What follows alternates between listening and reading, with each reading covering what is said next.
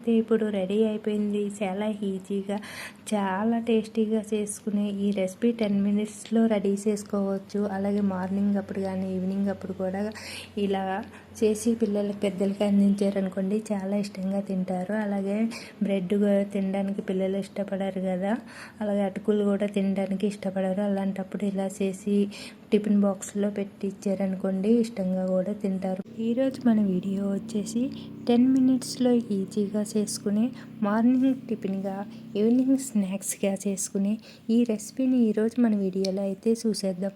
చాలా సింపుల్గా చాలా టేస్టీగా చేసే ఈ రెసిపీకి కావలసినవి ఇప్పుడు చూసేద్దాం. ముందుగా ఒక బంగాళాదుంపను ఉడికించి పొట్టు తీసి ఇలా తీసుకోవాలి. అలాగే ఒక అరకప్పు అటుకుల్ని 2 సార్లు శుభ్రంగా కడిగి వాటర్ పిండేసుకుని ఇలా ప్లేట్లో వేసుకోవాలి.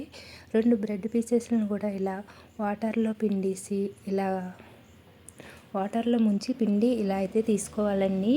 అలాగే 1 స్పూన్ కారము, అర స్పూన్ సాల్టు, 1 స్పూన్ జీలకర్ర తీసుకుని ఇవన్నీ ఇలా రెడీ చేసుకున్నాక ముందుగా మనము బంగాళాదుంపని ఇలా సన్నగా తురుముకునేవాలి.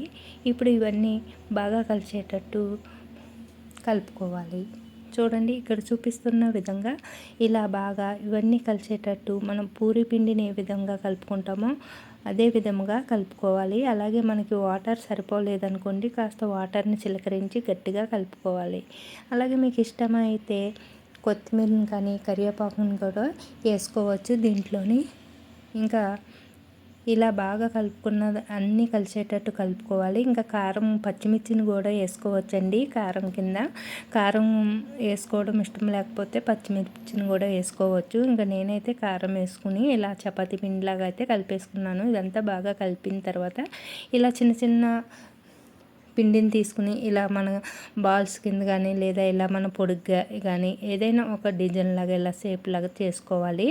అలాగే నేనైతే ఇప్పుడు ఇలా తీసుకున్న తర్వాత కొద్దిగా నువ్వులు తీసుకున్నానండి. ఒక 4-5 స్పూన్లు నువ్వులు తీసుకుని మనకి ఎన్ని నువ్వులు కావాలని ఇలా ఈ పిండి ముద్ద కొద్దిగా తీసుకుని మనం వడల కింద మన ఆప్షన్ అండి, ఏదో ఒక డిజైన్ కింద ఇలా చేసుకుని నువ్వుల్లోనే అద్దుకుని ఇలా నువ్వులు అద్దిన తర్వాత మళ్ళీ నూనెలో వేసినప్పుడు నువ్వులు ఊడిపోతాయి కదా, ఇంకా నూనెలోనైతే ఊడిపోకంటని మనము కాస్త నువ్వులు వేసిన తర్వాత మళ్ళీ ఒకసారి ఇలా పాముకుని ఇలా అయితే చేసేసుకోవాలి. అన్నీ ఇలాగా మనకి ఏ షేప్లో ఏ డిజైన్ కావాలంటే ఆ డిజైన్ చేసుకోవచ్చు. ఇలా కొమ్ముల్లా కానీ ఇలా పొడుగుగా ఇలా కానీ లేదా ఇలా గుండ్రంగా బాల్స్ కింద కానీ లేదా మనం వడల కింద కూడా చేసుకోవచ్చు. ఈ రెసిపీని చాలా టేస్టీగా చాలా ఈజీగా ఉంటాయండి. ఇవి చేయడం కూడా చాలా ఈజీ. అలాగే 10 మినిట్స్లో రెడీ చేసుకోవచ్చు. ఇలా మనం వడల్లా ఒత్తి ఇలా నువ్వులు అద్దుకున్న తర్వాత మళ్ళీ ఒకసారి ఇలాగా మనం చేతితోటి ప్రెస్ చేసామనుకోండి ఇంకా మనము ఆయిల్లో వేసినప్పుడు ఫ్రై చేసేటప్పుడు ఇంకా ఆయిల్లోకి అయితే నువ్వులు ఊడిపోకుండా ఉంటాయి అన్నమాట. ఇంకా నేనైతే అన్నీ ఇలా చిన్న చిన్న బాల్స్ ఇలా చేసుకుని ఇలా వడల్లా ఒత్తేసుకుని ఇలా నువ్వులను ఒత్తుకున్నాను. అలాగే మనకి బ్రెడ్ కొంచెం మంది పిల్లలు బ్రెడ్ తిన్నారు కదా, అలాంటిటప్పుడు ఇలా చేసి పెట్టారు అనుకోండి చాలా ఇష్టంగా తింటారు. అలాగే హెల్త్కి కూడా చాలా మంచిది కదా నువ్వులు. ఇంకా మనం తినేటప్పుడు కరకరలాడుతూ ఇంకా క్రిస్పీగా ఉంటాయి. ఇంకా అన్నీ ఇలా చేసుకున్న తర్వాత ఒక ప్లేట్లోకి తీసుకుని ఇప్పుడు డ్రిప్కి సరిపడా ఆయిల్ అయితే వేసుకుని ఒక గిన్నెలోకి స్టవ్ పై పెట్టి స్టవ్ ఆన్ చేసుకుని నూనె అనేది వీటెక్కిన తర్వాత ఇవి ఒక్కొక్కటి ఇందులోకి వేసేసుకుని 1 నిమిషం కదపకంటే అలానే ఉంచేయాలి. కాస్త వేగిన తర్వాత రెండో సైడ్ని కూడా తిప్పుకుని వేయించుకోవాలండి. ఇంక ఇది కొంచెం టైం పడుతుంది, ఎందుకంటే మీడియంలో మంట అనేది పెట్టుకుని మనకి బాగా ఫ్రై అయ్యేటట్టు వేయించుకోవాలి. గోల్డ్ కలర్ వచ్చేటంత వరకు ఇలా అయితే వేయించేసుకోవాలి. ఇక్కడ చూపిస్తున్న విధంగా.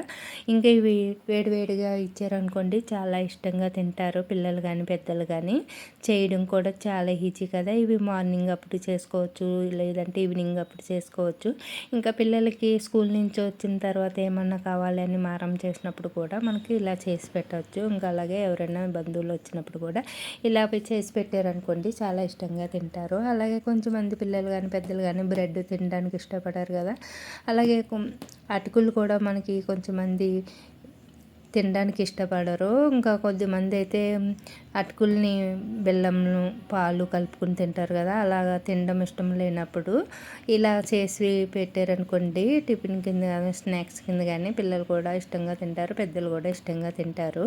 అలాగే మనం చేయడం ఇలా చేసుకుని మనకి ఇష్టమైన డిజైన్లు కానీ సేఫ్ కింద కానీ అంటారు కదా, అలా చేసుకుని కూడా మనం ఇష్టంగా తినచ్చు అనమాట. ఇంకా చూడండి ఇలా అయితే నేను ఒక్కొక్కటి ఇలా వేసేసుకుని నెమ్మదిగా అయితే ఇలా వేయించేసుకుంటున్నాను.